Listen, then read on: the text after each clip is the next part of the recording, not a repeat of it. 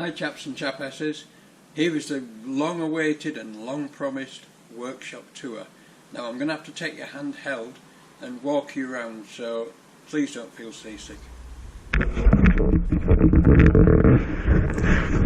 Right, we'll start off in what I call the blacksmith shop. Now in this corner is the heating plant for the workshop. It's wood fired, I built it myself as you can probably tell, and it's made from the remains of an old electric warm air central heating boiler. It feeds up and out of there, down the duct and into the workshop. This is the workbench in here, and doubles up as a metal store underneath it, and also holds many grinders. A lot of these things aren't finished at the moment. They're work in progress. I'm gradually getting there. Here we have the forge, which I'm sure you've all seen the video for. It's more or less finished, although as you might have seen I haven't yet got an anvil.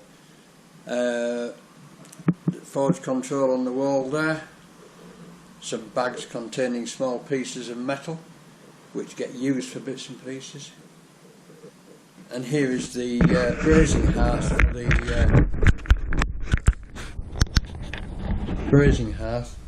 for the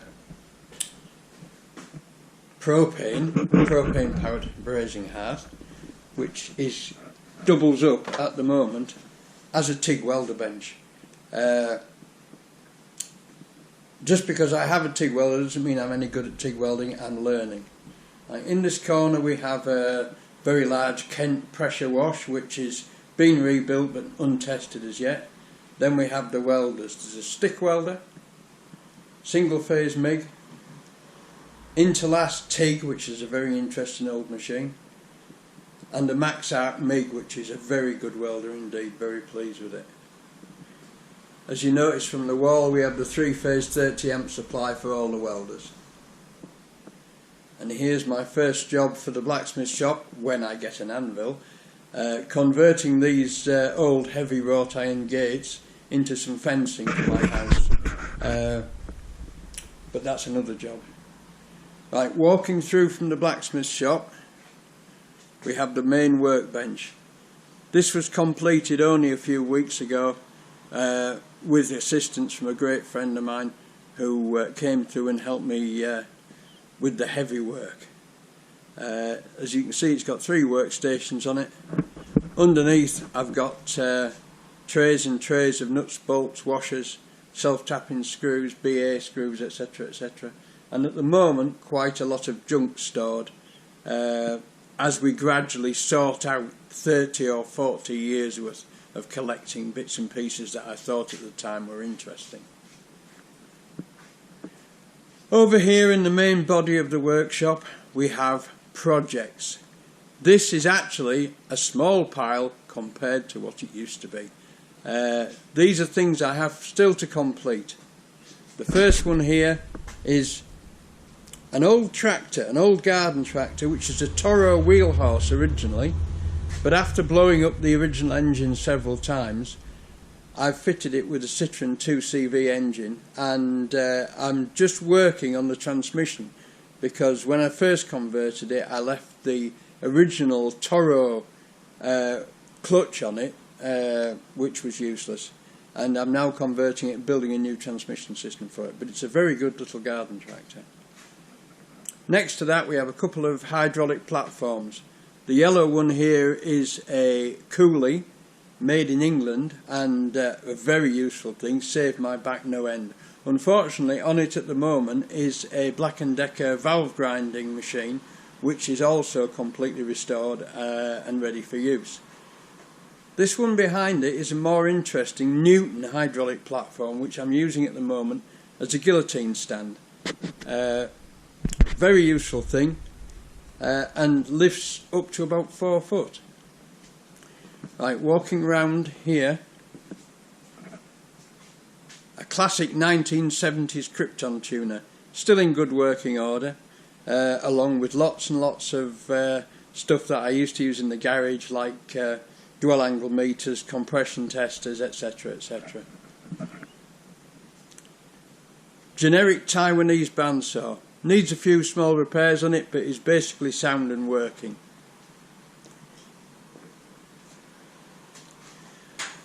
Machine hacksaw by Qualters and Smith. Belongs to a friend of mine who brought it to the workshop, stripped it down and then left. He will be back, but in the meantime I'm going to rebuild it and repaint it and use it in the workshop. Behind that we have another strange Socomig made by a French company called Socome, which is a 3-phase MIG welder, which as far as I can see just needs a cooling fan repair and then will be working. This strange contraption is a 3-phase driven pillar with what looks to have been a polishing head on the top. That may be converted into a linisher, a belt linisher. It's got everything going for it, but I haven't had a chance to get to it yet. Behind that, on the floor there, is a beautiful old Alfred Herbert precision drill, which as far as I can see is complete and working and has all the badges on it to suggest that it was once used at, oh, I can't see it now, Alfred Herbert Coventry. I think it was Plessy or somewhere like that it's badged for. This is a generic Taiwanese drill stand, which is a bit rattly, but it's working and is very useful because it's floor standing, and every now and again I need to drill holes in something really tall and big that I can't get under my normal drill stand. Here we have, he said, falling over the pipework. Here we have on the floor one of the next projects, which is to put back the piped in compressed air system in the workshop, which I took out when I was insulating and lining all the walls. It's all 15mm copper.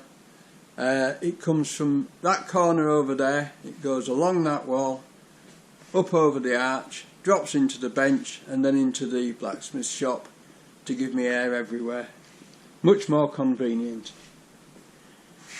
Oh look, it's a Fordson Major, covered in junk, but in actual fact it's working. It needs a couple of tyres on the front, but it runs very well. I'm not using it at the moment, but soon I will be. In front of that there's my saw bench with my go-to chop saw on the top, which I've used for thousands of hours doing all the dry lining in the workshop. All the workshop's been completely stripped out and dry lined with insulation. It was always very cold and now it's very warm. The junk shelves with all the paint and the power tools, etc, etc, oils kept on there, tools and supplies. Alba number 1A shaper, very useful thing. I mainly use it for cutting keyways, but that's only because that's the only work I've had to do on a shaper at the moment. I've done 3 or 4, I've done little bits and pieces with it, but not used it much. But what a lovely tool it is.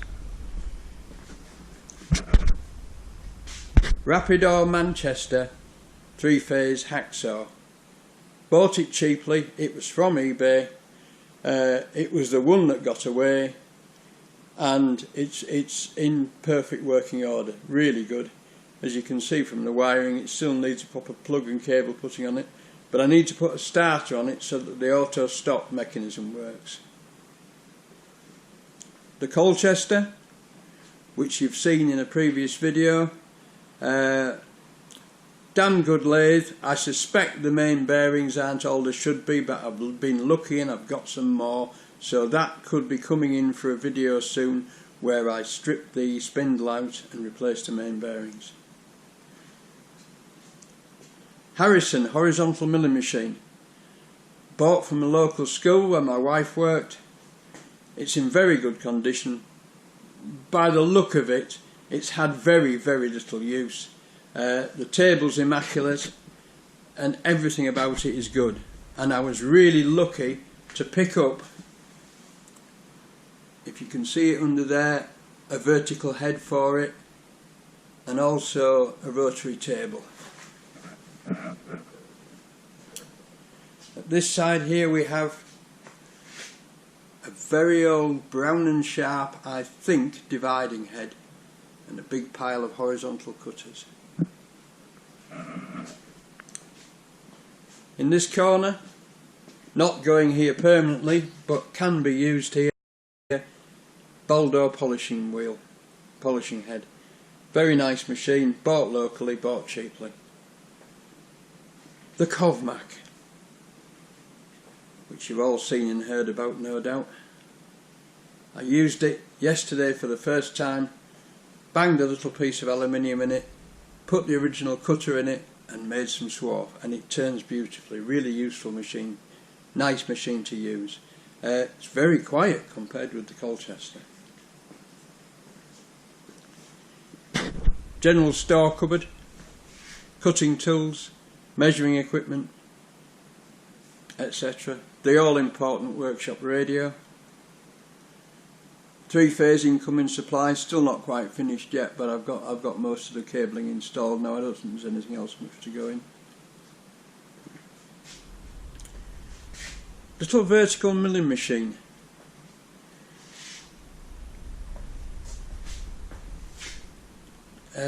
What's the make? I've forgotten the make. They were bought out by Myford's anyway, and Myford didn't make them for very long after that. But it's a beautiful little machine. It's got two problems. The bearings, which are flanged and no longer available, one of them has a damaged roller in it, which I've got a replacement for, but it needs rebuilding. There's something wrong with the spindle. When I had time to assemble it, the spindle tightened up and I had to leave it and get on with something else, and I haven't been back on it since, but that's coming very close to being repaired now. Right. There's also a problem with the one of the screws has a badly worn nut on it, but that's quite a simple replacement. Master lap precision grinding machine. With the tables you can change the angles. It's got a little protractor under there that you can set the tables to different angles. The one on that side's broken, needs replacing, but that's been stripped and rebuilt, and it's a wonderful machine. Needs that starter putting on the front, and generally speaking just a little bit more reassembly and that's finished. The Grafton drill press, which is on a stand, which is my go-to machine, which it's a very rare day when I don't use it for something or other. And that's about it, I think. The ubiquitous red toolbox, of which I could do with another. And I think that brings the tour to an end. We have the installed only 2 weeks ago overhead heating ducting, and it really works very well. I'm very pleased. The workshop sink and wash hand basin, and there we have a door which leads on to another part of the workshop, which may be the subject of a future video, but I'll let you know. But for now, chaps, oh, just a minute, here's something interesting. My water system. Underneath here is a Victorian cistern which fills with rainwater from the gutters. There's over 1,000 gallons down there, and it's now pumped and piped to feed the wash hand basins and flush the toilets. So it saves a lot of money because this building is on commercial water. And with that, I'll leave you all, and I'll see you again when I make another video. Bye for now.